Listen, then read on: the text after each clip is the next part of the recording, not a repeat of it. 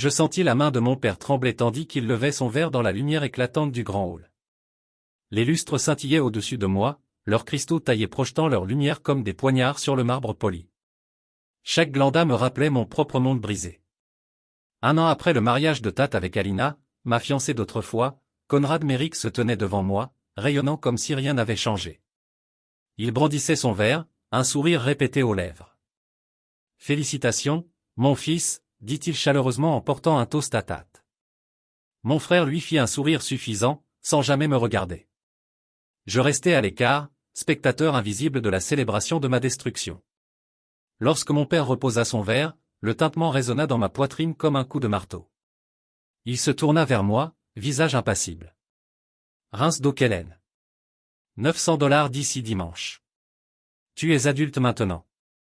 Ces mots secs et dénués d'affection me touchèrent plus profondément que n'importe quelle insulte. Je me suis forcé à ne pas serrer les mâchoires au point de risquer de craquer. Pourquoi je paie, ai-je demandé d'une voix rauque tandis qu'il recevait sa récompense. J'ai insisté comme si ma vie en dépendait. Parce qu'il le vaut bien, a répondu mon père d'une voix douce, comme s'il parlait de la météo. Ça le vaut bien, Tate. Le frère qui s'était glissé dans la vie d'Alena et m'avait volé mon avenir valait une voiture de luxe. Moi, en revanche, je valais un loyer mensuel.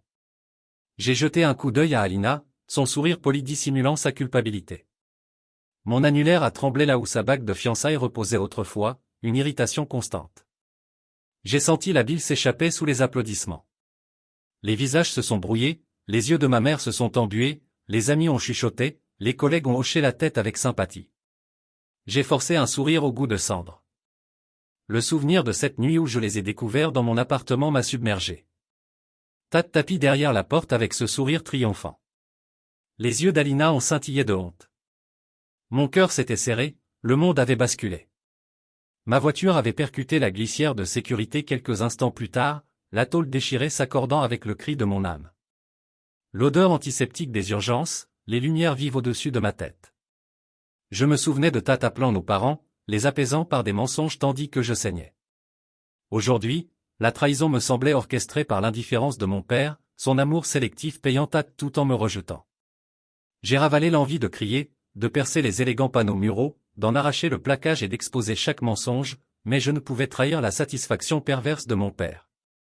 Au lieu de cela, je me suis détourné du centre d'attention, laissant les invités s'écarter pour me diriger vers la sortie. Derrière moi, les rires et la musique pulsaient comme une migraine. Mes chaussures grinçaient sur le marbre tandis que je passais devant des rangées de tables de banquet, des assiettes de derve ou de derve à moitié entamées, des coupes de vin vides luisant sous la lumière cristalline. Mes sens étaient étouffés, comme si je regardais à travers une vitre épaisse. J'essayais de ne pas tressaillir en montant les escaliers. Oh, pitié, curiosité, satisfaction. Chaque pas qui m'éloignait de la salle de bal me donnait l'impression de perdre une peau que je ne reconnaissais plus. Lorsque les grandes portes s'ouvrirent, une brise nocturne fraîche m'enveloppa, fendant mon costume comme une révélation. La lune était basse sur les jardins impeccables, pâle et silencieuse. Je marquai une pause, reprenant mon souffle tandis que le bruit intérieur s'atténuait. Le murmure lointain des voix se transforma en un léger bourdonnement, remplacé par le bruissement des feuilles et la brise. La pelouse s'étendait devant moi, l'herbe flétrie scintillant sous le clair de lune. J'entendais presque le rire de Tate porté par le vent, Alina se penchant vers lui tandis que mon père hochait fièrement la tête en signe d'approbation. Il ne penserait plus à moi ce soir. Une bouffée de colère et de lucidité me submergea. Je me remémorais les nuits passées à rogner sur les séances de thérapie, à payer de ma poche malgré mes économies qui s'amenuisaient. Je repensais aux stages que je m'étais faits, aux petits boulots pour prouver que j'étais plus qu'un fonds fiduciaire. Nous avions construit quelque chose ensemble, Alina et moi. Mais l'approbation de mon père se cachait toujours derrière chaque succès. Maintenant, cette approbation s'était évaporée, laissant derrière elle un vide de trahison trop profond pour être comblé. J'ai sorti mon téléphone, lisant le déluge d'appels manqués de ma mère. « S'il te plaît, rentre à la maison. » Les messages affolés de Tate. « Frère, on peut parler ?» Même le numéro d'Alena brillait avec insistance, bien que je refusais de regarder. J'ai balayé l'écran jusqu'à ce qu'il s'éteigne, dressant une barrière entre moi et les décombres d'une vie que j'avais autrefois considérée comme la mienne. Mon esprit a dérivé vers Eden's Cross, une ville côtière où notre grand-père avait vécu.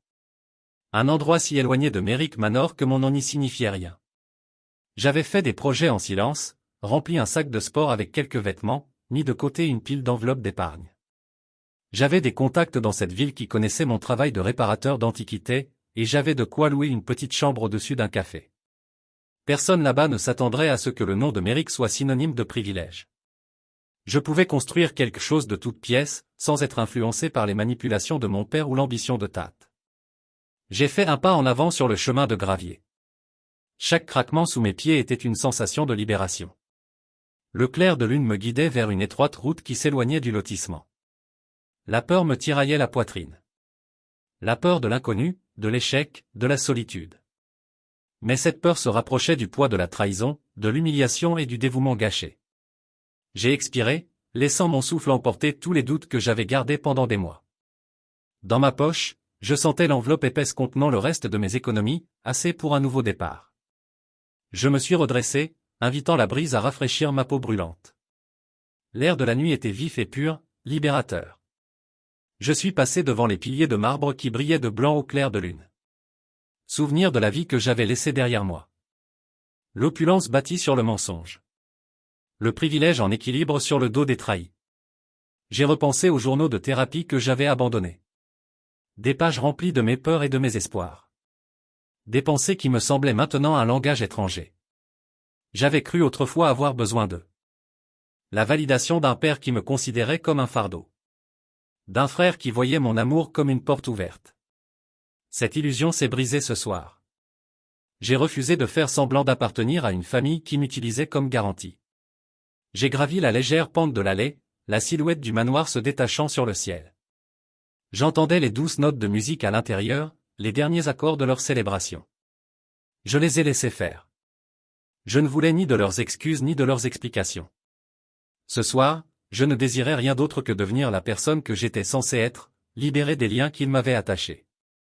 Je me suis arrêté au sommet de la colline, regardant derrière moi le grand hall, baigné d'une lumière dorée, dont les rires jaillissaient des fenêtres. J'ai ressenti une étincelle d'émotion, de tristesse d'avoir perdu ma place. De soulagement de ne plus avoir à prouver ma valeur. J'ai relevé le menton et j'ai fait un vœu silencieux. Je bâtirai ma vie sur mes propres choix, et non sur le livre de comptes de mon père, ni sur l'ambition de Tate. Je trouverai des gens qui me verraient tel que j'étais, et non comme un pion qu'ils utilisaient. Le chemin s'étendait devant moi, illuminé par la douce lueur du clair de lune et les lucioles dansant dans la rosée. Je n'entendais aucun pas derrière moi, aucune voix m'appelait. J'étais libre désormais. J'expirais lentement, les épaules détendues tandis que je m'éloignais des grilles de fer du manoir Merrick, m'engageant dans l'incertitude et le possible. La brise apportait une légère touche de celle de l'océan tout proche, promettant renaissance et résilience. Mon cœur battait à tout rompre, avec autant de terreur que d'euphorie. La suite n'était pas écrite, une page blanche que je remplirais de mes propres choix. Je serais libéré des attentes et des trahisons qui m'avaient défini. Ce soir marquait la fin de mon ancienne vie, une vie rythmée par les avis de loyer et les affections passagères. Mes chaussures touchaient le trottoir frais qui s'éloignait du lotissement. Je sentais l'empire de mon père s'éloigner à chaque pas. Le succès de mon frère, les sourires creux de mon ex-fiancé, les attentes étouffantes de mes parents. Tout cela restait derrière moi. Prisonnier des couloirs dorés du manoir Merrick. Ici, sous un ciel chargé d'étoiles et de possibilités, j'embrassais l'inconnu. J'inspirais une dernière fois. L'air vif de la nuit emplissait mes poumons et forgeait en moi une force intense. J'éprouvais une paix que je n'avais pas connue depuis des mois. Je me choisissais. Le monde était vaste et m'attendait. Je revendiquerais un avenir hors de portée de mon père, au-delà de l'ombre de Tate, au-delà de la douleur qu'il m'infligeait. Je n'étais plus leur fils ni leur héritier. J'étais à moi. C'est alors que j'ai compris que j'en avais fini. J'ai traversé la maison tel un fantôme, silencieux et réfléchi. Les meubles du salon étaient à des endroits familiers, mais je voyais tout cela avec un regard neuf, comme si quelqu'un avait réorganisé non pas le canapé et la table basse, mais les relations et les attentes qui avaient façonné ma vie. J'ouvris des tiroirs et sortis des vêtements des cintres, pliant soigneusement chaque vêtement, me rappelant que je tenais encore à un semblant d'ordre, même si le monde autour de moi s'était effondré. Mon sac de sport était ouvert sur le lit, vide, à l'exception du faible écho de l'air que j'avais déjà commencé à quitter. J'y glissai mon sweat à capuche préféré, ainsi que le jean que je portais quand Tate et Alina m'avaient frappé au cœur un an plus tôt. J'y ai rangé les baskets en toile qui m'avaient soutenu pendant mes gardes de nuit et les t-shirts usés que j'utilisais pour mes séances de thérapie, mais que je ne pouvais plus me permettre. Je ne refoulais les souvenirs inutiles que dans les vêtements eux-mêmes. Le sweatshirt que Tat m'avait offert pour ma remise de diplôme. La chemise qu'Alina portait le soir où elle m'a annoncé qu'elle était amoureuse de mon frère plutôt que de moi. Chaque vêtement portait une histoire, mais aucune de ces histoires n'avait plus d'importance. Dans la cuisine, je rassemblais le peu de vaisselle que je possédais. Une tasse à café ébréchée sur laquelle était écrit « Le frère le plus correct du monde ». Un bol dépareillé datant de mes premières années d'université et une fourchette cabossée par trop de repas pris en solitaire. Je les ai glissés dans une poubelle en plastique, les empilant soigneusement pour qu'ils survivent au voyage vers la Croix d'Éden. Je me suis arrêté en voyant l'aimant sur la porte du réfrigérateur qui soutenait la dernière liste de courses de ma mère. À côté, un post-it de son écriture familière épanchée lui rappelait d'appeler le plombier et de prendre ma glace préférée si elle la trouvait en promotion. En dessous, collée à la porte en acier, se trouvait une photo d'Alina et moi le soir de nos fiançailles, mon bras autour de sa taille fine, nos yeux brillants d'espoir. Je l'ai décollée, pliée délicatement et mise dans une petite enveloppe étiquetée « Souvenir à jeter ». Je refusais de porter cette image avec moi alors que tous mes biens matériels étaient emballés. Rien de plus qu'un sac de sport, une enveloppe d'épargne bien remplie avec mes derniers fonds, et quelques objets sentimentaux discrètement rangés. Je me suis tourné vers la porte vide du réfrigérateur. La maison était d'un silence insondable, comme si les murs eux-mêmes retenaient leur souffle, attendant que j'achève ce dernier acte. Je décapuchonnai un charpie neuf et passai la pointe sur la surface, la main ferme malgré le hochement de tête. Mon souffle s'arrêta à chaque lettre que j'écrivais, l'encre traversant le fin papier magnétique. Les mots se déversèrent en une ligne continue. Cette maison ne me doit rien. Mais je me dois tout.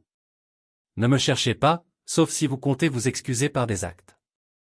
J'appuyai fermement le mot contre le métal froid, utilisant un autre aimant pour l'empêcher de glisser.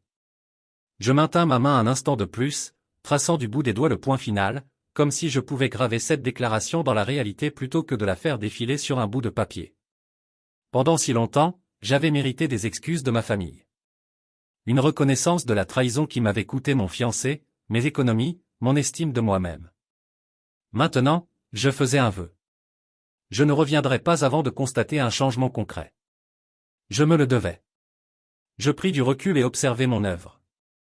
Le message brillait d'une lueur menaçante dans la faible lumière de la cuisine.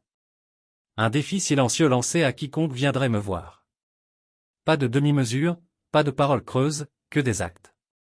Je passai la main sur mon menton barbu, sentant le picotement âpre comme s'il me rappelait que j'avais dépassé le stade de leur enfant. J'inspirais profondément, mémorisant l'odeur de l'air ambiant, de légers relents du dîner de la veille, l'odeur persistante du nettoyant au pain que ma mère affectionnait, et le bord stérile du carrelage blanc. Tout ce que j'avais connu était là, dans cette maison, mais demain, je respirerais un air différent. Je chargeai les derniers objets dans ma voiture dans la brume matinale, en évitant soigneusement les fenêtres des voisins. La rue était silencieuse. Pas de voiture, pas d'aboiement de chien, seulement le faible bourdonnement d'un lampadaire. Chaque battement de mon cœur emplissait le silence d'une urgence. Je me glissai derrière le volant frais contre mes paumes. Je regardai dans le rétroviseur et aperçus les lumières du porche extérieur qui brillaient encore faiblement. Je fermai les yeux une seconde, enregistrant cette image dans ma mémoire. La porte d'entrée, la plante en pot à côté, et la plaque sur laquelle était écrit Méric. Je savais que je ne retrouverais pas ce nom tel qu'il était. Mon pouls ralentit lorsque je réalisai que je n'appartenais plus à cet endroit, que ce nom m'était devenu trop petit. Je partis sans un regard en arrière. L'accélération me parut comme une expiration, comme si chaque frustration, chaque chagrin et chaque sentiment de trahison refoulé se déversait sur l'asphalte à travers les pneus. Les lampadaires se modifièrent dans ma vision périphérique, créant des traînées de lumière floue derrière moi. Mon esprit était trop occupé à planifier un nouvel avenir. La Croix d'Éden se trouvait à des centaines de kilomètres au sud, un endroit où mon grand-père avait vécu, et où je ne serais pas reconnu comme Kellen Méric, le fils qui avait échoué. Au lieu de cela, j'arriverais capable de reconstruire ma vie de toutes pièces, de me forger une nouvelle identité à partir des fragments d'un passé brisé. J'essayais de dormir sur la banquette arrière, inclinant légèrement le siège et m'enveloppant dans le sweat à capuche que j'avais emporté. Le balancement rythmique de la voiture était presque réconfortant, comme une berceuse pour un cœur en difficulté. Mais quand je me sentais sombrer dans le sommeil, je me suis réveillé en sursaut à l'image de la voix de ma mère hurlant dans le téléphone, de la panique dans les messages de Tate et de l'indifférence froide dans la voix de mon père. Je chassais les souvenirs à chaque fois qu'il revenait, me rappelant que je n'avais aucune intention de revenir. Au matin, mon téléphone vibra, enregistrant 38 appels manqués. Le nom d'Alena apparaissait en haut de la liste, son numéro clignotant comme un néon. En dessous, les messages affolés de Tate. Mon frère, s'il te plaît, reviens. On peut parler. Le nom de ma mère flottait plus bas, ses messages vocaux un déluge de larmes et de supplications. Mais je continuais à rouler, le compteur kilométrique avançant, chaque kilomètre m'éloignant un peu plus de leur monde. Je jetai un dernier coup d'œil à la petite enveloppe posée sur la console. Mes économies étaient clairement libellées pour le loyer, la nourriture et une vie hors de l'Empire Mérique. Je m'arrêtai à une aire de repos peu avant midi. Sortant à l'air libre, je déverrouillai la portière pour prendre une bouteille d'eau, et mon téléphone sonna à nouveau. Cette fois, avec un SMS de ma mère. « Où es-tu ? Appelle-moi, s'il te plaît. » J'appuyai sur le bouton « Ignorer ». Qu'ils appellent. Ils verraient si je ne répondais pas. Je marchais jusqu'au bord de l'aire de repos. Les yeux rivés sur l'horizon, là où le ciel rencontrait la rangée de pins au loin. Je m'autorisai un instant de regret. Je ne reverrai plus jamais cette cuisine. Plus jamais je ne goûterai aux crêpes du dimanche de ma mère. Plus jamais j'entendrai le rire de Tate résonner dans le couloir du manoir Mérique. Mais ce regret était tempéré par le soulagement. Un soulagement né de quitter une maison qui ne me devait rien et d'entrer dans une vie où je me devais tout. Au moment où le soleil commençait à décliner, je franchissais la frontière de l'État pour entrer dans la région côtière, l'air salé, la brise caressant mes cheveux. La croix d'Éden se dressait devant moi, une ville si petite que personne ne saurait mon nom. Je quittai l'autoroute pour une route étroite bordée de dunes où le seul bruit était le cri persistant des mouettes. Les pneus de ma voiture crissaient sur l'allée de gravier menant au Whitaker Café, l'établissement délabré et patiné où j'avais réservé une chambre. Je me garai et contemplai la peinture écaillée de l'enseigne, Whitaker Café, et de la chambre d'amis. Le rayon constant du soleil de l'après-midi illuminait la véranda, révélant un vieux rocking chair sur lequel mon grand-père s'asseyait autrefois pour regarder la marée monter. J'inspirais profondément, respirant le pêché du sel marin mêlé au café qui coulait à l'intérieur. Avant de sortir de ma voiture, je fouillai dans ma poche et en sortis la petite enveloppe contenant mes économies. Je comptais en silence. De quoi payer le premier mois de loyer, les courses et un acompte pour des outils de réparation d'antiquités. J'ai attaché l'enveloppe sous le siège passager, où mon téléphone reposait à l'envers, écran éteint. Je ne voulais pas que le monde me distrait de ce moment. Après un dernier regard vers le café, je suis sorti, chaque pas résolu et libéré du poids des attentes familiales. J'ai marché sur la véranda en bois brut, dont les planches craquaient sous mon poids. La cloche du café a tinté à l'ouverture de la porte, libérant une vague de chaleur, un arôme de café frais, de cannelle et un léger musc de bois vieilli. Derrière le comptoir se tenait Nora Whitaker, ses cheveux grisonnants attachés en un chignon lâche. Comme s'ils avaient traversé trop de tempêtes, ils conservaient une gentillesse discrète. Elle a levé les yeux de son travail d'astiqueur et, me voyant debout, grande étendue, elle m'a adressé un léger signe de tête. « Tu dois être Kellen » a-t-elle dit d'une voix douce mais assurée. Ni surprise, ni pitié, juste acceptation. J'ai esquissé un petit sourire hésitant. Oui, je suis là pour emménager dans la chambre d'amis. Elle s'essuya les mains sur son tablier et me tendit la clé accrochée à un simple porte-clés en bois. La chambre est prête. Sans poser de questions. J'acceptai la clé, soulagé. Je sentis le poids de Kellen Mérique glisser de mes épaules. Ici, je n'étais qu'un homme cherchant un point de départ. En montant l'étroit escalier menant au loft au-dessus du café, je repensais aux mots que j'avais laissés sur le frigo chez moi. Il ne viendrait pas me chercher. À moins qu'il ne soit prêt à s'excuser par des actes, et je doutais qu'il le fasse un jour. Pourtant, là, dans le doux murmure de la croix d'Éden, je sentis l'espoir s'éveiller en moi pour la première fois depuis 1 an. Je déverrouillai la porte de ma nouvelle chambre et entrai. Les murs étaient peints d'un vert écume de mer délavé, et l'unique fenêtre donnait sur un champ de fleurs sauvages qui se balançaient au rythme de la brise. Une commode en bois trônait dans un coin, sa surface parsemée de quelques photos encadrées, des photos du défunt mari de Nora et du café d'autrefois. Un petit bureau contenait une pile de journaux locaux et une lampe en forme de phare. J'ai posé mon sac de voyage sur le lit et laissé la tension dans mes épaules se dissiper. J'ai fouillé dans ma poche pour trouver l'enveloppe d'épargne et les déposer sur la table de chevet, symbole à la fois de mon passé et de mon nouveau départ. Cette nuit-là, allongé dans le lit étroit, écoutant le grondement lointain de la mer, je me suis remémoré les événements des dernières 24 heures. Le mot sur le réfrigérateur, les appels manqués, la colère et la déception que j'avais laissés derrière moi. Pendant si longtemps, j'ai cru que ma famille viendrait me chercher, qu'elle implorerait mon pardon. Mais il ne m'avait offert que le silence et le crissement des pneus. Maintenant, l'enveloppe rangée et le lever du soleil du lendemain à quelques heures, je me suis laissé aller au sommeil. Demain, j'irai chez l'antiquaire du coin, ma nouvelle source de revenus. Je me présenterai simplement comme Kellen, et non comme le fils déshérité de Conrad Merrick. J'arriverai avec des outils et une volonté sincère de travailler. L'idée de passer mes journées à restaurer de vieux meubles, à travailler de mes mains plutôt que sur des feuilles de calcul financières, me remplissait d'un optimisme discret. Pour la première fois depuis longtemps, j'étais enthousiaste face à l'avenir au lieu de redouter l'inévitable déception. Je fermais les yeux et respirais profondément, laissant l'air salé s'infiltrer par la fenêtre fissurée apaiser la tempête intérieure. Je me devais tout. Et ce soir, je commençais à rembourser cette dette. Eden's Cross n'était pas qu'un endroit sur la carte. C'était mon refuge, ma seconde chance. En m'enfonçant dans le matelas fin, je me murmurais une promesse silencieuse, plus d'excuses, plus de retour en arrière, que des actions à partir de maintenant. Avec ce vœu résonnant dans mon esprit, je me suis laissé gagner par le sommeil, prêt à affronter un avenir à ma façon. Tat a toujours été l'enfant chéri, celui qui pouvait charmer une pièce et la plier à sa volonté d'un simple sourire. Même enfant, il savait incliner la tête juste comme il faut pour conquérir chaque professeur, chaque entraîneur, chaque voisin important. J'avais toujours été celle qui traînait derrière, le cadet avec de la terre sous les ongles et un regard trop sérieux pour les photos de famille. Mais après qu'il m'ait volé ma fiancée, Alina, et l'ait ensuite exhibée en ville comme un trophée, j'ai cru qu'ils avaient gagné. Je pensais que c'était la fin de l'histoire. En fait, ce n'était que le début.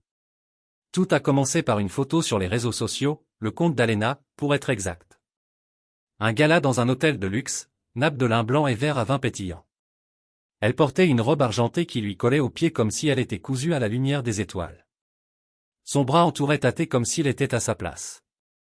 Il avait ce même sourire suffisant, celui que j'avais déjà vu 1000 fois. Celui qui disait « Je gagne toujours ». Mais ce qui a attiré mon attention, ce n'était pas la robe ni même la façon dont Tate se penchait vers elle. C'était la montre à son poignet, mon modèle, celle que j'avais dessinée pour son anniversaire l'année avant qu'elle ne me quitte pour mon frère.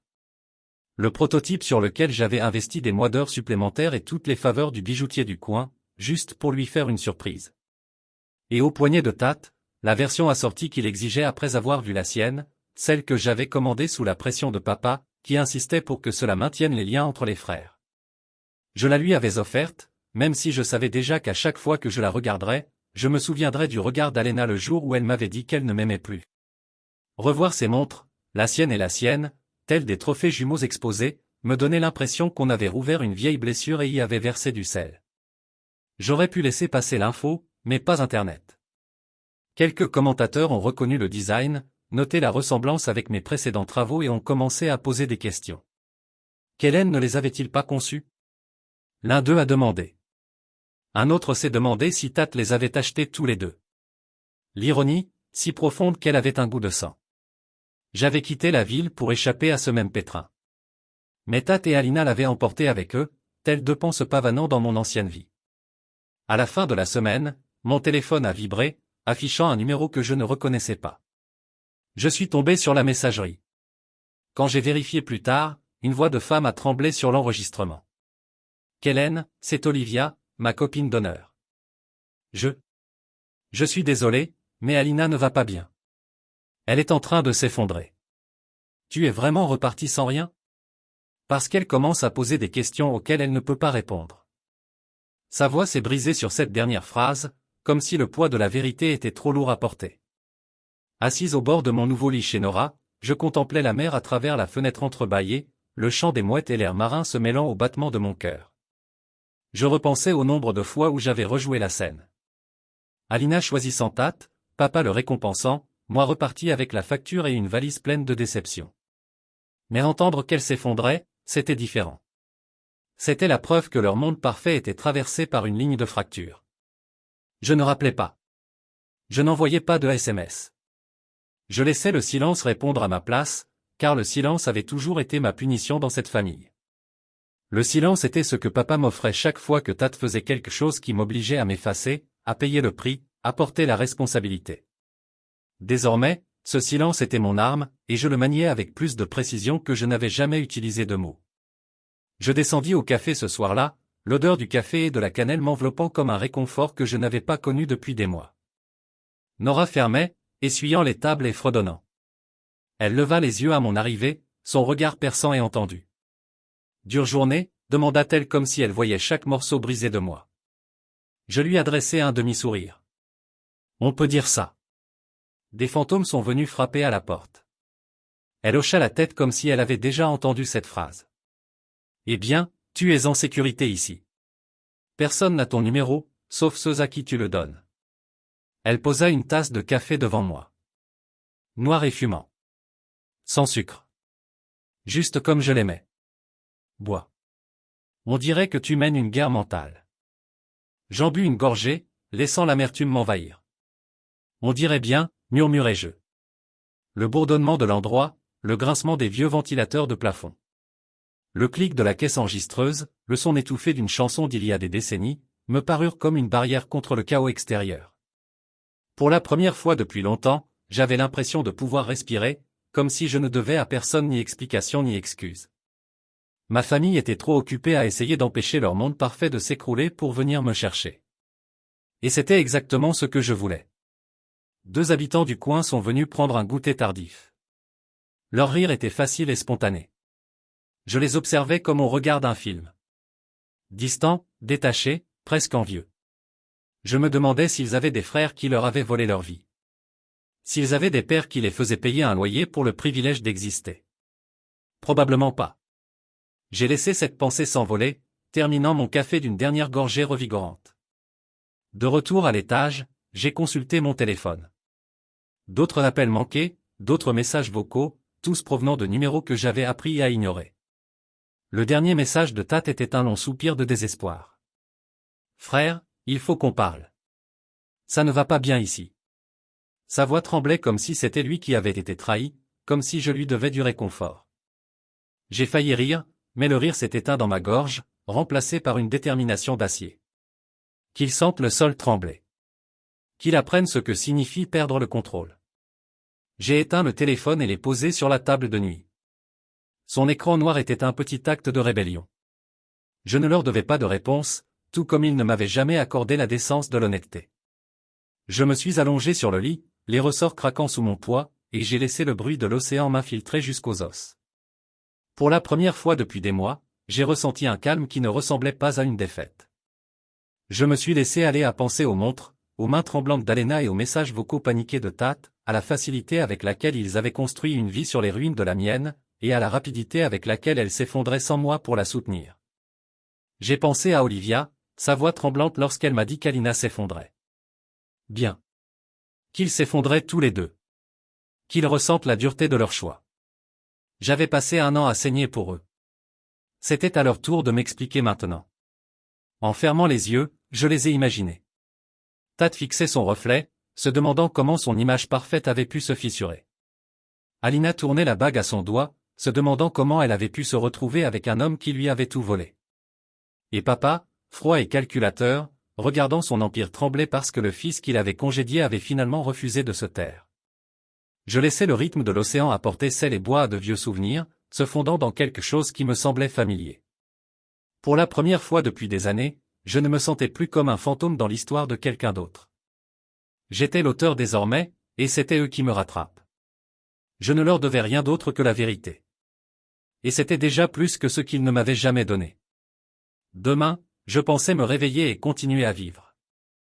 Je continuerais à construire la vie qu'ils disaient que je ne méritais pas. Et quand ils viendraient me chercher, et ils finiraient par le faire, je serais prête. Qu'ils viennent avec leurs excuses, leur s'il vous plaît. Je leur montrerai le miroir et leur montrerai chaque mensonge, chaque vol, chaque fois qu'ils l'avaient choisi plutôt que moi. Qu'ils se dénouent. Qu'ils voient ce qu'ils ressentaient. Qu'ils apprennent que parfois le silence est la réponse la plus forte. Quand je suis arrivé à la Croix d'Éden, le panneau était si usé que je l'ai presque manqué. Une planche de bois cabossée, penchée en biais. La peinture avait pâli jusqu'à la couleur des os, les lettres à peine lisibles dans l'air salin. Mais je connaissais l'endroit par cœur. Les histoires de mon grand-père me l'avaient dessiné 1000 fois. L'odeur de la mer qui flottait par les fenêtres ouvertes, le vieux phare qui montait la garde à la sortie de la ville, les gens qui portaient leurs cicatrices comme des médailles plutôt que des secrets. J'étais venu ici parce que je savais que personne ne se souviendrait de moi comme du fils de Conrad Méric ou du frère qui avait tout perdu. Ici, j'étais juste Kellen, un homme cherchant à reconstruire quelque chose à partir des décombres. Je me suis garé devant le Whittaker Café, le moteur encore tic-tac en refroidissant. L'air sentait le bois humide et les embruns, et je laissais cette odeur emplir mes poumons en contemplant le petit bâtiment. L'enseigne, Whittaker Café et chambre d'hôte, au-dessus de ma tête, semblait fraîchement repeinte, contrastant vivement avec les façades défraîchies de la ville. Les fenêtres brillaient d'une chaude lumière ambrée qui semblait se répandre sur la rue, comme un petit phare qui m'appelait chez moi. J'attrapais mon sac de sport sur la banquette arrière et verrouillais la voiture avec un clic de satisfaction, comme pour sceller les derniers vestiges de mon ancienne vie. À l'intérieur, le café était presque vide, à l'exception de quelques habitants du coin qui sirotaient leur café. L'endroit sentait la cannelle, l'expresso infusé et quelque chose de sucré, peut-être du caramel ou de la vanille. Un tourne-disque crépitait en arrière-plan, emplissant l'espace d'un bourdonnement sourd et régulier. Derrière le comptoir se tenait Nora, ses cheveux gris méchés en un chignon lâche, le regard vif et bienveillant à la fois. Elle portait un tablier fleuri et ses mains étaient fermes tandis qu'elle essuyait le comptoir. En me voyant, elle marqua une pause, scrutant mon visage comme si elle avait su que j'allais venir bien avant moi. On dirait quelqu'un qui essaie de reconstruire sa vie à partir de rien, dit-elle, sans méchanceté, juste honnête, sa voix empreinte de vérité que personne ne voulait entendre pendant des années. J'ai senti mes épaules se relâcher, la tension se dissiper, là où je ne m'étais pas rendu compte qu'elle s'était enfouie. Quelque chose comme ça, répondis-je, ma voix venue du long trajet et du silence prolongé que j'avais subi pendant des mois. Elle hocha la tête comme si c'était la seule explication dont elle avait besoin et tendit la main sous le comptoir. Une petite clé usée par le temps pendait à ses doigts. Elle la glissa vers moi. Chambre à l'étage. Les draps sont propres et la vue n'est pas mal si vous aimez l'océan. Les loyers sont dus tous les vendredis, mais on verra bien si c'est trop juste. Elle ne demanda pas de caution. Elle ne mentionna pas de référence. Elle ne demanda pas de nouvelles de mon père ou de mon frère. Elle me donna juste un point de départ. Merci, dis-je, plus sincère que je ne l'avais été depuis longtemps. Je pris la clé et la serrai fort, sentant son poids dans ma paume, une chose solide dans un monde qui m'avait semblé trop longtemps brumeux et sombre. Je montai l'étroit escalier jusqu'au 2e étage, chaque marche craquant sous mon poids, comme si le bâtiment lui-même me mettait à l'épreuve. Le couloir sentait le vieux bois et l'huile essentielle de citron, et je trouvai ma porte tout au bout. La clé s'enclencha dans la serrure avec un clic satisfaisant. La chambre était petite, un lit simple dans un coin, une commode en bois contre le mur du fond, une fenêtre avec vue sur l'océan qui encadrait l'horizon d'une manière qui le rendait infini. Je déposai mon sac sur le lit et traversai la pièce, l'ouvrant pour que la brise marine s'engouffre, fraîche et vive, emplissant l'espace d'une odeur de sel et de possibilités. Pour la première fois depuis des mois, j'avais l'impression de pouvoir respirer. Personne ici ne se souciait que mon père me trouve indigne d'une voiture, ou que mon frère pense que ma fiancée était à lui. Ici, personne ne se souciait que j'ai laissé un mot sur un réfrigérateur et un fouillis de secrets de famille. Ici, j'étais juste un homme venu réparer des antiquités, et peut-être se réparer lui-même au passage. Je m'appuyais contre l'encadrement de la fenêtre, regardant les vagues déferler, la marée lissant les aspérités du sable comme une promesse. En bas, le rire de Nora résonnait à travers le plancher, se mêlant au tintement des tasses de café dans le bourdonnement des conversations. Le son était chaleureux, authentique, rien à voir avec les tons feutrés et polis qui avaient rempli les couloirs de Merrick Manor. Je réalisais avec une sorte de choc que cet endroit ne me manquait pas même un peu. Ici, dans cette petite ville au bout du monde, j'avais la chance d'être quelqu'un de nouveau. Quelqu'un qui ne portait pas le poids des attentes de sa famille ni des trahisons de son frère. Quelqu'un qui pouvait être défini par ce qu'il avait choisi de construire, et non par ce qu'on lui avait volé. J'ai déballé mes quelques affaires, plié des chemises dans les tiroirs de la commode, aligné les outils que j'avais apportés. Pince, ciseaux, papier de verre, petits pots de vernis et de colle. J'avais envie de me mettre au travail, de reprendre quelque chose de cassé et de le reconstruire. C'était ce que je voulais pour moi aussi. Reconstruire, restaurer, être plus que la somme de toutes les blessures que j'avais subies. Alors que le soleil commençait à se coucher, je suis redescendu au café. Nora essuyait les tables, les derniers clients s'infiltrant dans l'air frais du soir. Elle a levé les yeux à mon approche, les yeux plissés. « Tu t'installes bien ?» a-t-elle demandé. « Oui », ai-je répondu, surpris par la fermeté de ma voix. « Ça me semble être un bon point de départ. » Elle m'a observé un instant, puis a hoché la tête. « Bien. On a toujours besoin d'une autre paire de mains par ici. Et tu as l'air d'être le genre d'homme qui a beaucoup de travail à faire, intérieurement comme extérieurement. » J'ai ri, un rire qui me semblait rouillé dans la poitrine, mais sincère. « Tu n'as aucune idée, ai-je dit, et elle a ri aussi. »« Peut-être que je sais, » a-t-elle dit, son sourire s'adoucissant. « Mais tu es là maintenant. C'est un début. » C'était suffisant. Plus que suffisant. Cette nuit-là, j'étais allongé dans mon lit, écoutant l'océan murmurer vers le rivage. Le bruit de la marée, un rythme régulier contre le silence qui avait trop longtemps régné sur ma vie. J'ai pensé à mon père, à son sourire froid lorsqu'il a remis à Tat les clés d'une nouvelle voiture. J'ai pensé à Tat, à la façon dont il m'avait souri ce soir-là, comme s'il avait gagné à un jeu auquel il avait joué toute sa vie. J'ai pensé à Alina, à la façon dont elle me regardait comme si j'étais un obstacle plutôt que l'homme qu'elle m'avait promis pour toujours. J'ai pensé à tous ces gens et je les ai laissés partir. J'ai laissé l'océan les emporter, les laver. Comme des empreintes de pas dans le sable. Ici, à Eden's Cross, je n'étais ni un micro, ni une déception, ni une note de bas de page dans l'histoire de quelqu'un d'autre. J'étais Kellen. Juste Kellen. Et cela me suffisait. Tandis que le sommeil m'emportait, je me promis que demain je retrouverais le magasin d'antiquités dont mon grand-père me parlait. Celui où les vieilles choses seraient remises au goût du jour. Peut-être, juste peut-être, trouverais-je un moyen de me renouveler moi aussi. La marée monta, la lune monta plus haut, et je dormis comme un homme qui sait qu'il faut parfois s'éloigner pour trouver sa véritable place. Le grenier était plus chaud que prévu.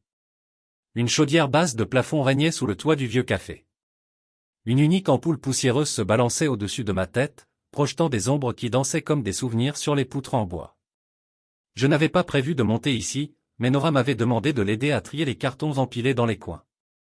Vestige d'une vie à moitié oubliée, laissée à prendre la poussière tandis que le monde continuait son cours en bas.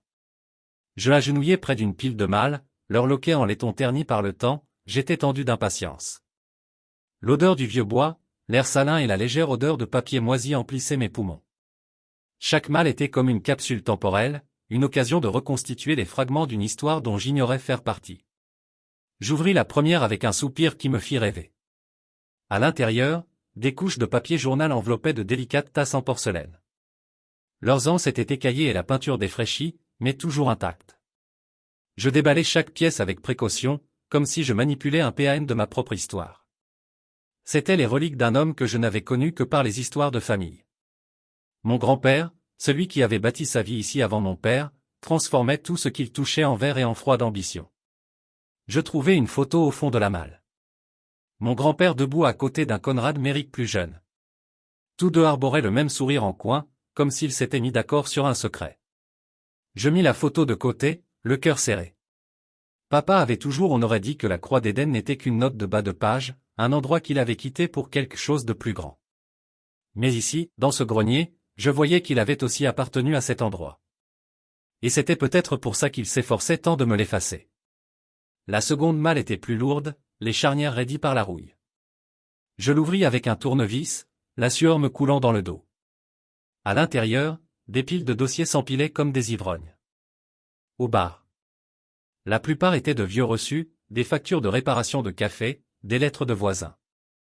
Je les feuilletai page après page, jusqu'à ce qu'une enveloppe en papier craft attire mon attention. Ses bords étaient effilochés, la ficelle la tenant à peine fermée.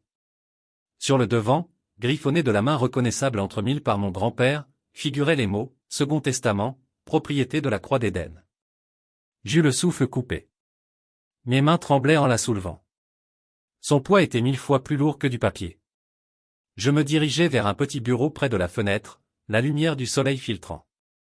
À travers le verre strié de crasse, je dénouai la ficelle et tirai sur le document. La signature de mon grand-père me fixait, ferme et posée, comme s'il avait su que ce jour viendrait. Le testament était daté d'1 an avant sa mort. Enfin, après celui que mon père avait exhibé au tribunal lorsqu'il avait tout repris et qu'il avait fait en sorte que la propriété d'Eden's Cross ne devienne qu'un actif parmi d'autres sur son tableur. Mais ce testament, me désignait comme l'héritier. Ni Conrad, ni Tat. Moi. Je le lus 3 fois pour être sûr, chaque mot se gravant dans mes os. Je me laissai aller au dossier de ma chaise, le poids de la découverte pesant sur moi comme une vérité que j'ignorais attendre. Mon grand-père avait vu en Conrad le même homme que moi. L'homme qui portait la paternité comme un insigne de convenance, qui préférait à chaque fois le sourire de Tat à ma loyauté inébranlable. Il avait vu la cupidité dans les yeux de Conrad. La façon dont il avait laissé Tat piller ma vie sans même un mot. Des excuses. Et il avait fait en sorte que la croix d'Éden vienne à moi. Celle qui y tenait vraiment. Celle qui était revenue quand les autres m'avaient tourné le dos. Un rire s'est formé dans ma gorge. Brutal, amer, mais étrangement libérateur. Papa avait probablement détruit l'exemplaire qu'il gardait à la maison, persuadé que personne ne trouverait l'autre. Il avait toujours été doué pour brouiller les pistes, pour s'assurer que le monde ne voit que ce qu'il voulait bien qu'il voie. Mais il avait sous-estimé le grenier, la poussière, l'entêtement d'un petit-fils qui refusait de rester brisé à jamais. Je pensais à Tat, son entreprise florissante grâce à l'argent qui aurait dû être le mien, la même entreprise que j'avais discrètement subventionnée sans même le savoir. Je pensais à Alina, sa bague en diamant scintillant sur l'argent volé et les promesses volées. Et papa debout là avec ce sourire glacial, me disant que j'étais adulte maintenant.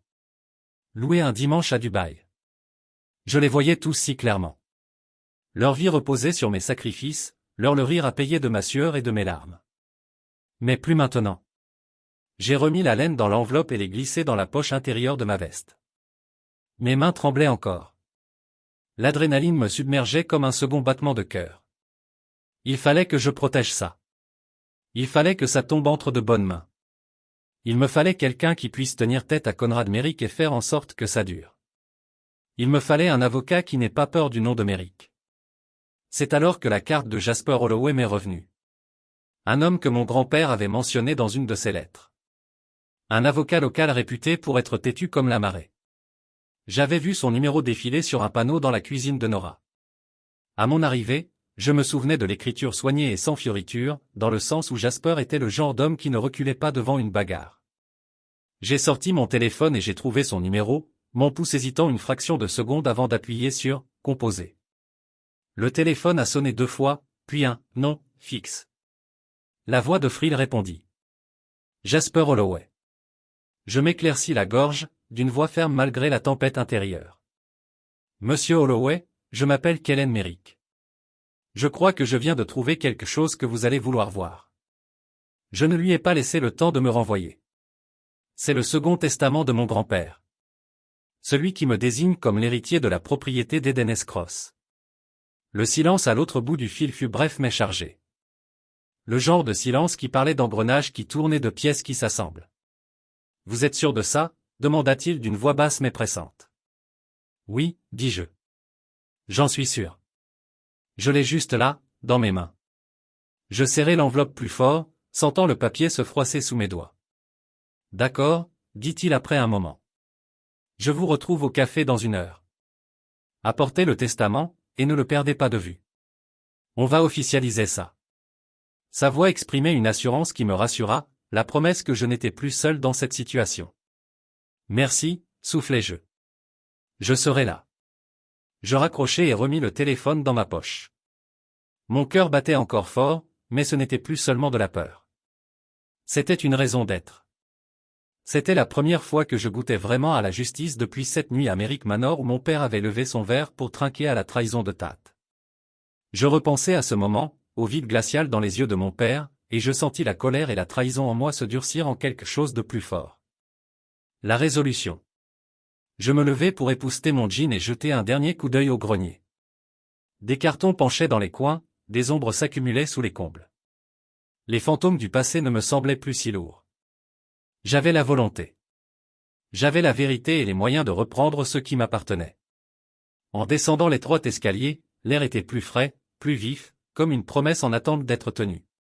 Je suis entré dans le café, l'odeur du café et du pain chaud m'enveloppant comme une armure. Nora leva les yeux de la caisse, son regard curieux mais bienveillant. Ça va? Demanda-t-elle. J'ai hoché la tête, un petit sourire aux lèvres. Mieux que je ne l'ai été depuis longtemps, ai-je dit. Elle a haussé un sourcil. Très bien. Tu as l'air d'un homme sur le point de changer de vie. J'ai pris une inspiration, le deuxième testament lourd dans ma poche, et j'ai croisé son regard. Oui, dis-je. Je crois que oui. Et sur ce, je suis sorti dans la lumière déclinante de l'après-midi, prêt à récupérer le morceau de ma vie que ma famille avait tenté d'enterrer. J'ai fermé la porte du café derrière moi et j'ai gravi l'étroit escalier jusqu'à ma petite chambre. Mon esprit était en proie à une tempête de pensées. Le deuxième testament brûlait dans ma poche comme un fer à repasser, mais je savais que ce papier seul ne suffirait pas à arranger les choses. Jasper Holloway avait promis de le classer pour défier l'emprise de mon père, mais j'avais toujours l'impression qu'une autre pièce du puzzle attendait d'être déposée. Être déterré. Mon instinct me disait que si papa avait enfoui un secret, il en avait enfoui d'autres. C'est pourquoi, après le dîner, je me suis retrouvé dans le couloir sombre, près du placard de Nora, à contempler le vieux coffre-fort dont elle avait parlé. Une relique de l'époque où son mari tenait le café. Elle m'en avait donné la clé plus tôt, le regard las mais confiant. Tu as l'air d'un homme qui a besoin de réponses, avait-elle dit. La clé tourna dans la serrure avec un clic lourd, et la porte du coffre grinça comme une confession. À l'intérieur, des enveloppes jaunies étaient empilées en paquets bien rangés, chacune marquée de date et d'étiquette. Au début, elles ressemblaient à de simples documents commerciaux, factures de services publics, factures de fournisseurs, déclarations d'impôts. Je les ai feuilletées, les doigts engourdis, jusqu'à ce qu'un dossier attire mon attention. Il était intitulé « Virement » et mon nom défilait en haut, d'une écriture que je ne reconnaissais que trop bien. Celle de mon père. Ma poitrine se serra lorsque je le sortis et l'ouvris. Relevé bancaire, virement, document portant ma signature, sauf que je n'avais jamais signé. Mon souffle s'est arrêté en voyant les sommes. Des milliers, des dizaines de milliers de dollars, transférés de mon compte vers l'entreprise de Tate. Mois après mois, tout était là, la preuve noire sur blanc que mon père n'avait pas seulement volé ma fiancée, mais mon avenir. Mes mains tremblaient en tournant les pages, chacune étant une nouvelle trahison. J'ai senti un rire, amer et aigre, s'échapper de mes lèvres. Ils n'avaient pas seulement volé l'amour. Ils avaient volé l'argent, mon identité, ma confiance. Ils ne m'avaient rien laissé. Tout cela en criant au monde que j'étais un raté. Je n'ai pas pleuré. Les larmes avaient séché depuis des mois, ne laissant que la détermination. J'ai pris une grande inspiration et rassemblé tous les documents, les fourrant dans mon sac. J'élaborais déjà un plan. J'en enverrai des copies aux personnes importantes. Jasper, le journaliste qui avait couvert le dernier gala de charité de papa. Même Alina, si j'avais envie de remuer le couteau dans la plaie, je leur montrerais la vérité. Leur ferais savoir qui ils avaient encensé toutes ces années. Que le soir, de retour dans ma chambre, j'ai étalé les documents sur le lit. Le clair de lune en accrochait les bords comme des lames d'argent. J'ai commencé à les scanner un par un, les envoyant à mon avocat, puis à un journaliste anonyme de notre ville natale. Mon doigt a plané sur le contact d'Alena. J'ai tapé un message. Vous êtes-vous déjà demandé qui a vraiment payé pour ce diamant à votre doigt? Tic, tic. Boum. J'ai appuyé sur envoyer et me suis adossé, ressentant un calme que je n'avais pas connu depuis des mois. Ce n'était pas une vengeance. C'était la justice, et elle était attendue depuis longtemps. L'aube était à peine levée que mon téléphone s'est mis à vibrer. J'ai ouvert un œil, l'écran projetant une lueur froide dans la pièce sombre. Le nom d'Alena a clignoté en premier. 17 appels manqués avant que je ne les fasse défiler. Ces messages vocaux résonnaient comme la bande originale d'un film d'horreur dans ma tête. Des excuses frénétiques murmuraient, « S'il vous plaît, parlez-moi ». J'ai laissé les messages couler sur moi comme de la pluie sur du verre. Le nom de Tate a suivi. 3 messages vocaux, chacun commençant par « bro », comme si ce mot avait encore un sens. Le dernier l'un d'eux était rauque, la voix brisée. « Mon pote, parlons un peu, s'il te plaît. Je ne savais pas tout. On peut arranger ça. » Je pouvais presque voir ses cheveux impeccables et bourriffés pour la première fois depuis des années. Puis vint maman. Sa voix tremblait sur l'enregistrement. « Kellen, s'il te plaît. La réputation de ton père est en train de s'écrouler. Le téléphone n'arrête pas de sonner. S'il te plaît, tu n'as pas à faire ça. Elle pleurait comme si c'était ma faute. Comme si j'étais le méchant pour avoir dit la vérité. Je fixais le plafond, les lignes de peinture craquelaient, comme une feuille de route de toutes les promesses non tenues qu'il m'avait faites. Mais ce n'était pas moi qui faisais quoi que ce soit. La vérité, c'était que les documents que j'avais envoyés, les copies de fausses signatures, les virements bancaires, le deuxième testament, étaient enfin révélés au grand jour. Jasper me l'avait promis. On publiera ça dans le journal local. Il avait dit, tout le monde saura ce que Conrad a fait. Il avait tenu parole. À midi, la révélation était en première page. Un homme d'affaires local accusé d'avoir détourné les comptes de son fils. L'empire de mon père s'est fissuré comme du verre dans un ouragan. J'ai reçu un appel de mon ancien patron qui m'a dit un jour que je n'étais pas le candidat idéal. Il semblait nerveux. Kellen, on ne savait pas que ton père t'avait mis sur liste noire. Tu as toujours été qualifié. Nous sommes désolés. Il y a une place ici si tu veux. J'ai raccroché sans répondre. Ce n'était plus mon monde. Qu'il se démène. Dehors, la ville bourdonnait de rumeurs. Les gens me montraient du doigt et chuchotaient. Pendant des années, j'avais été l'échec. Maintenant, ils voyaient qui avait vraiment échoué. Le royaume de papa s'effondrait, et je n'avais pas à lever le petit doigt. J'avais toujours été incompétent, disait-il. Mais en vérité, j'avais été bloqué par l'homme qui était censé me construire, pas m'enterrer. Et maintenant, enfin, tout était débloqué. Le poids sur ma poitrine avait disparu, remplacé par quelque chose de plus léger, la liberté. Je suis sorti sous le soleil matinal et j'ai senti la chaleur sur mon visage. Je n'étais plus celui qui était brisé. Le monde était. Et moi j'étais prêt à la voir reconstruire à ma façon. L'allée menant à la propriété me semblait plus longue que dans mes souvenirs. Sa courbe sinueuse, bordée de haies impeccables, semblait se dresser plus haut. Des ombres s'étendaient sur le chemin comme des accusations silencieuses. Chaque pas que je faisais sur cette allée était comme un règlement de compte. Mes chaussures crissaient sur le gravier, le son était aigu et définitif dans l'air lourd de l'après-midi. Je repensais à toutes les fois où j'avais déjà parcouru ce chemin. Tête baissée, épaules serrées, répétant des excuses pour des crimes que je n'avais pas commis. Pas aujourd'hui. Aujourd'hui, ce n'était pas moi qui devais des explications. Papa m'attendait en haut des marches, debout devant les lourdes portes en chêne, tel un roi tenant sa cour. Sa mâchoire était serrée, ses lèvres pincées en cette fine ligne que j'avais appris à reconnaître comme un avertissement et un défi.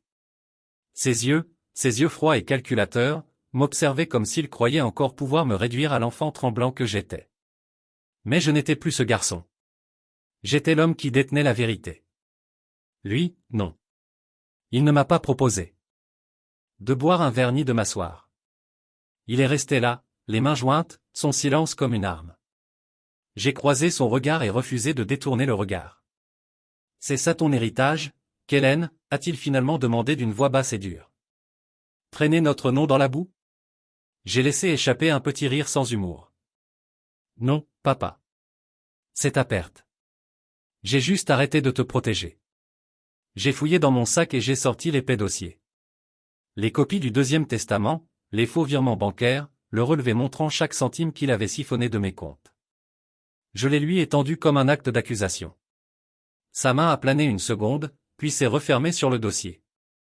Ses doigts tremblaient tandis qu'il feuilletait les pages, le rouge lui quittant le visage à chaque révélation. Je l'ai observé attentivement, chaque réaction cataloguée et classée. J'avais passé ma vie à mémoriser ces révélations. Le léger tressaillement au coin de sa bouche quand il mentait. La façon dont ses yeux s'infiltraient lorsqu'il était acculé. Aujourd'hui, il n'avait nulle part où aller. Tu crois? Ça va tenir? Demanda-t-il d'une voix tendue. Mais cette arrogance lui collait encore à la peau. Tu crois pouvoir débarquer ici avec une pile de papier, et je l'ai interrompu. Si tu essaies de déformer ça, je divulguerai tout à la presse, à la police, à tous les investisseurs qui ont investi un centime dans les affaires de Tate. Je me suis penché, la voix ferme, inébranlable. Tu as jusqu'à lundi pour régler tes comptes. Signé sur la croix d'Éden.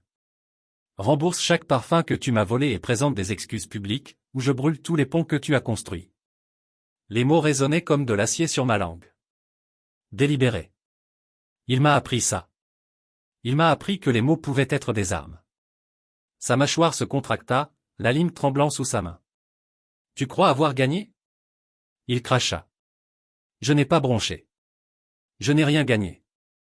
J'ai juste repris ce qui m'appartenait. La vérité s'est installée entre nous comme une lame.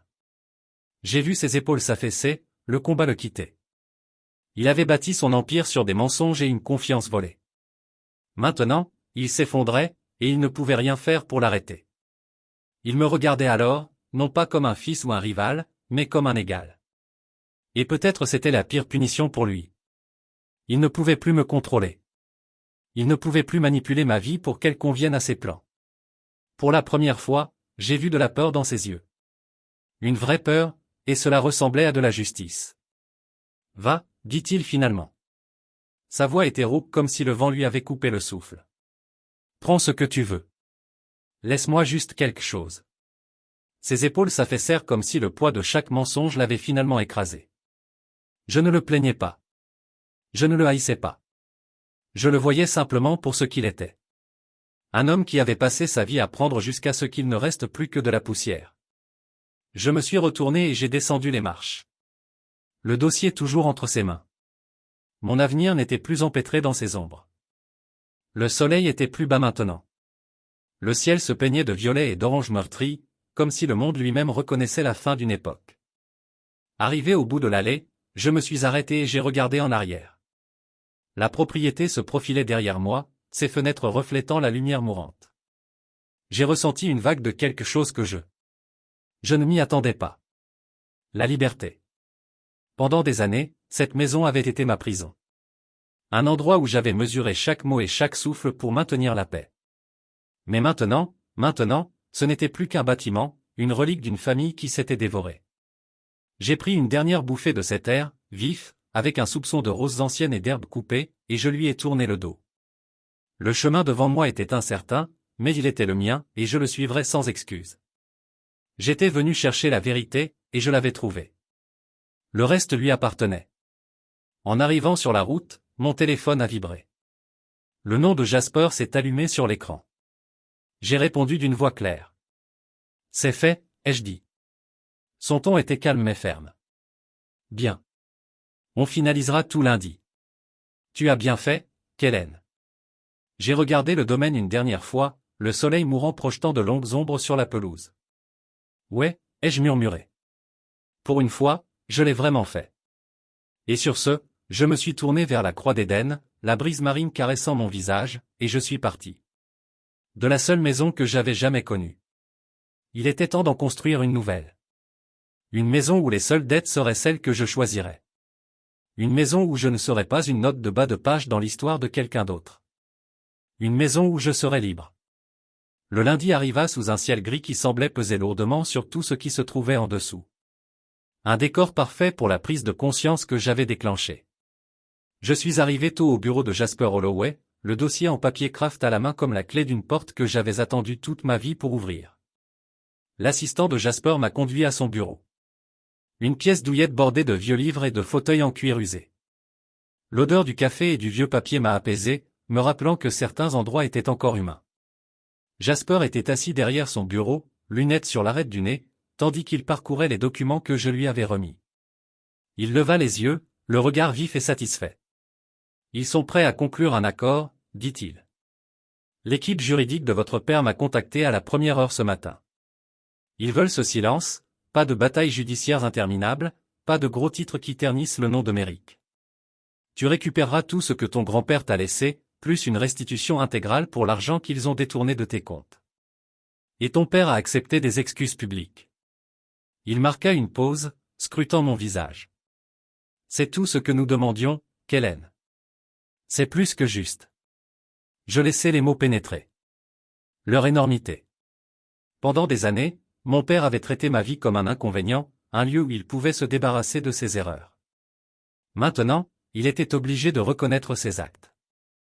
Non pas à voix basse, ni derrière des portes closes, mais devant le monde entier. J'éprouvais une sorte de triomphe, même si ce n'était pas aussi agréable que je l'avais imaginé. C'était nécessaire, comme remettre un os brisé. Tat, lui aussi, avait pris sa part du coup. Jasper m'avait montré les documents. Ses investisseurs dans sa start-up avaient pris la fuite dès que l'histoire du détournement de fonds avait éclaté. L'entreprise qui avait fait de lui l'enfant chéri n'était plus qu'un château de sable se dissolvant sous la marée. Je me demandais s'il comprendrait un jour le prix à payer pour bâtir son succès sur le sacrifice d'autrui. Alina m'avait appelé 2 fois ce matin-là. Ses messages étaient un fouillis d'excuses et d'explications, mais je les avais supprimés sans les écouter. Elle avait fait son choix le jour où elle m'avait quitté pour mon frère. Certains ponts ne brûlent pas, ils s'effondrent. J'ai signé les papiers d'une main ferme, l'épingle glissant sur les pages comme une signature définitive sur une vieille blessure. Jasper a tout noté, son sceau s'imprimant sur le papier avec une certitude silencieuse. « Tu l'as fait, Kellen » a-t-il dit d'une voix basse mais fière. « Tu as repris ta vie en main. » J'ai hoché la tête, la poitrine serrée sous le poids de l'émotion. « Oui » ai-je murmuré. « Je l'ai fait. » Nous avons quitté son bureau ensemble, pénétrant dans l'air humide du matin. Les nuages menaçaient de pleuvoir, mais je me sentais plus légère que je ne l'avais été depuis des mois. Jasper m'a tapé sur l'épaule. « Je m'occupe des dossiers » a-t-il dit. « Vis ta vie. » Il sourit. Le genre de sourire qui me donnait l'impression d'avoir fait plus que gagner une bataille juridique. J'avais gagné quelque chose de plus grand. Ma liberté. Je me rendis directement à la propriété. L'acte de propriété de la Croix d'Éden dans ma poche. La lettre d'excuse de mon père m'attendait dans la boîte à gants. L'allée me parut plus courte cette fois, moins imposante. La maison se dressait, mais je n'avais plus l'impression qu'elle pouvait m'engloutir.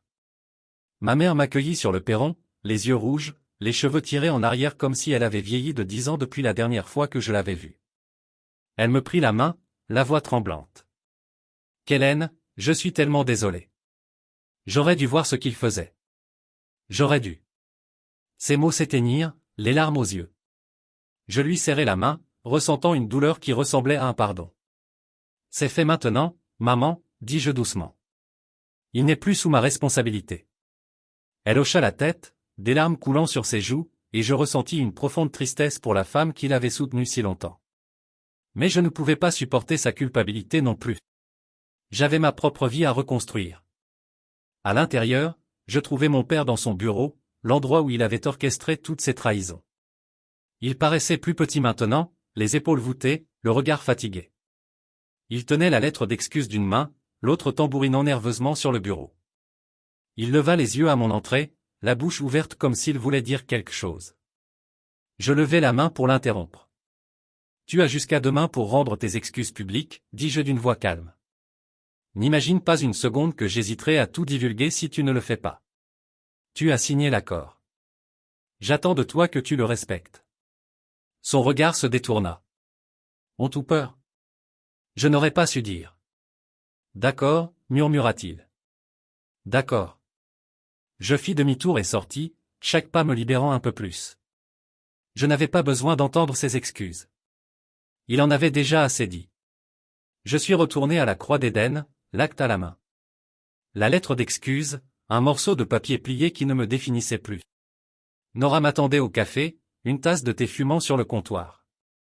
Elle leva les yeux et sourit, son regard chaleureux et entendu. « Eh bien, dit-elle. On dirait que tu as arrêté de disparaître. » J'ai poussé un long soupir, le poids s'allégeant enfin. « Ouais » ai-je répondu en souriant à mon tour. « Je crois que oui. » J'ai pris une gorgée de thé, laissant la chaleur combler les fissures que la trahison avait laissées derrière elle. Pour la première fois depuis longtemps, j'avais l'impression d'être exactement là où je devais être.